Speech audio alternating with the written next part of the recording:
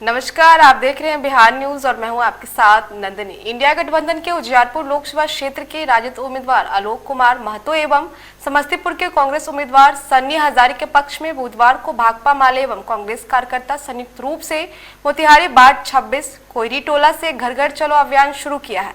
India गठबंधन के कार्यकर्ता मोतीपुर स्कूल पैक्स ब्रह्मस्थान होते हुए पुनः वार्ड 26 पहुंचकर समाप्त हुआ। अभियान का नेतृत्व भाकपा माले के प्रखंड सचिव सुरेंद्र प्रसाद सिंह, माले प्रखंड कमेटी सदस्य राजदेव प्रसाद सिंह, जिला अध्यक्ष माले नेत्री वंदना सिंह आदि ने किया। ये हमारे पीछे देख रहे हैं कि बड़ी संख्या में इंडिया गठबंधन से जुड़े हुए भाकपा माले कांग्रेस के कार्यकर्ता आज मोतीपुर वार्ड 26 से उजियारपुर के इंडिया गठबंधन के राजद उम्मीदवार आलोक कुमार मेहता एवं समस्तीपुर से इंडिया गठबंधन के कांग्रेस उम्मीदवार सन्नी हजारी के पक्ष में जनसंपर्क अभियान शुरू किया।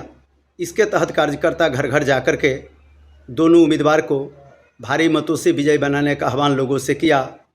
मौके पर कार्यकर्ताओं ने मतदाताओं को यह जानकारी दी कि इंडिया गठबंधन के लगभग तमाम घटक दल ने अपने घोषणा पत्र में इंडिया गठबंधन की सरकार बनने पर तमाम लोगों के लिए 10 किलो राशन, 200 यूनिट बिजली फ्री, 500 रुपया गैस सिलेंडर की कीमत, किसान का लोन माफ़, MSP लागू करने की गारंटी, बेरोजगार नौजवानों को तत्काल 1 लाख लोगों को नौकरी देने की घोषणा पत्र में दर्ज है।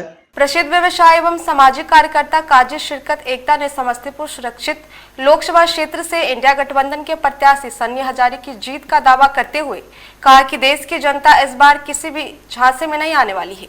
शकील एकता ने कहा कि समस्तीपुर लोकसभा क्षेत्र के विभिन्न गांव का दौरा कर लौटने पर पत्रकारों से बात करते हुए कहा कि चिराग पासवान ने 6 लोकसभा सीटों में 4 सीटों को मोटी रकम लेकर बाहरी उम्मीदवार को टिकट दिया है, जबकि इसके विपरीत कांग्रेस ने स्वच्छ छवि के जमीन से जुड़े युवा लीडर सन्नी हजारी को टिकट दिया है। यही सन्नी हजारी जीत का कारण बनेंगे। समस्तीपुर का मैं आज 10 दिन से दौरा कर रहा हूं। मतलब सिर्फ यहां पर मैंने क्षेत्र में देखा कि सब लोग लोकल उम्मीदवार को चाह रहे हैं और वो लोग साफ खुद बोलते हैं कि क्या इवन पासवान टोली में बोलते हैं कि अगर मुझे कुछ काम होगा तो संभावी चौधरी से मिलने के लिए क्या जमुई जाऊंगा मैं। और सन्नी हजारी तो यहाँ पर अवेलेबल हैं, नज़दीक में जिस वक्त चाहे आ सकते हैं, मिल सकते हैं और ये सबसे बड़ा मुद्दा है। और वैसे मैंने देखा है कि 75% वोट जो है सन्नी हजारी का है, 25% में सब।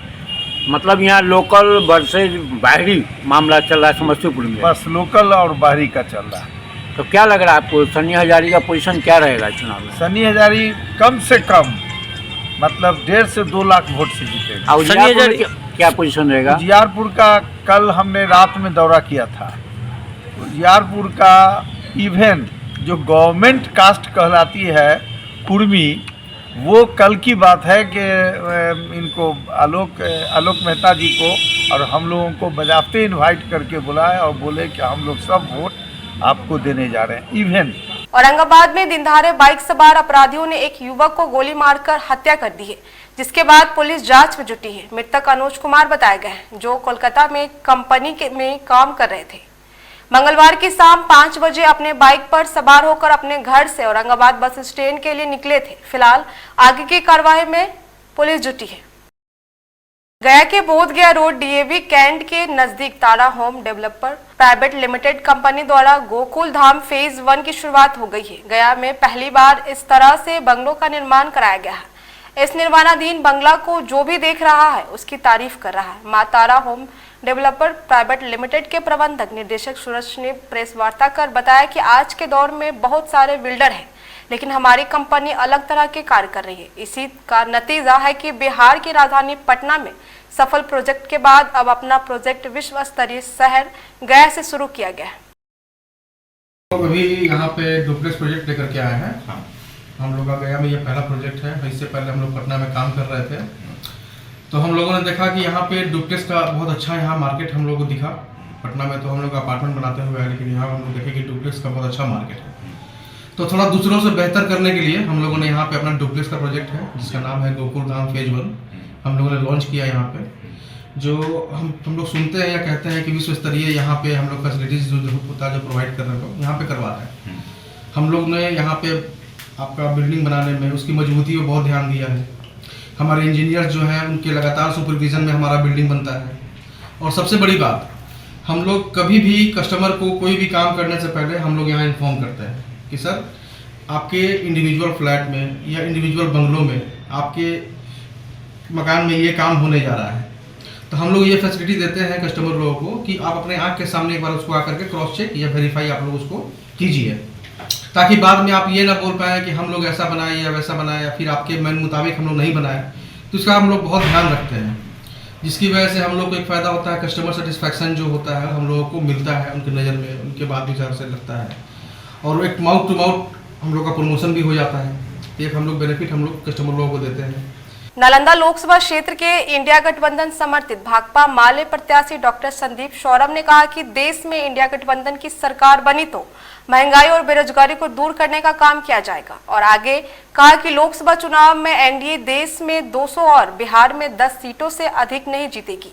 उन्होंने कहा कि बिहार में 17 महीने की महागठबंधन की सरकार में सामाजिक न्याय को मजबूती मिली है और मोदी सरकार में संवैधानिक संस्थाओं का दुरुपयोग हुआ है।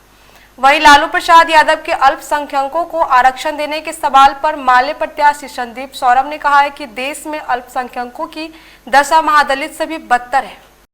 देखिए, सच्चर कमेटी का रिपोर्ट, आप लोगों ने अगर सच्चर कमेटी का रिपोर्ट देखा होगा तो हिंदुस्तान के अंदर मुसलमानों की जो दशा है वो दलितों के समान है या दलितों से भी खराब स्थिति उनकी है हर मामले में। और जब हम ये कह रहे हैं कि देश के भीतर जिसकी जितनी संख्या होगी उसको उतनी हिस्सेदारी मिलनी चाहिए, अगर ये हम कह रहे हैं और इससे हम सहमत हैं, तो अगर देश के अंदर मुसलमानों की आबादी 17% है तो कायदे से उनको अधिकार मिलना चाहिए। अब इसका क्या प्रावधान होगा? आप 25 बार संविधान के अंदर संशोधन करके चीज़ों को कर सकते हैं। आप ईडब्ल्यूएस आरक्षण लागू कर सकते हैं जो कि संविधान सम्मत नहीं था। तो इस दिशा में सरकार अगर सोच रही है, अगर कोई इंडिया अलायंस की कोई पार्टी सोच रही है तो हमें इससे कोई आपत्ति नहीं है। खबरों में फिलहाल के लिए इतना ही। बने रहें बिहार न्यूज के साथ। धन्यवाद।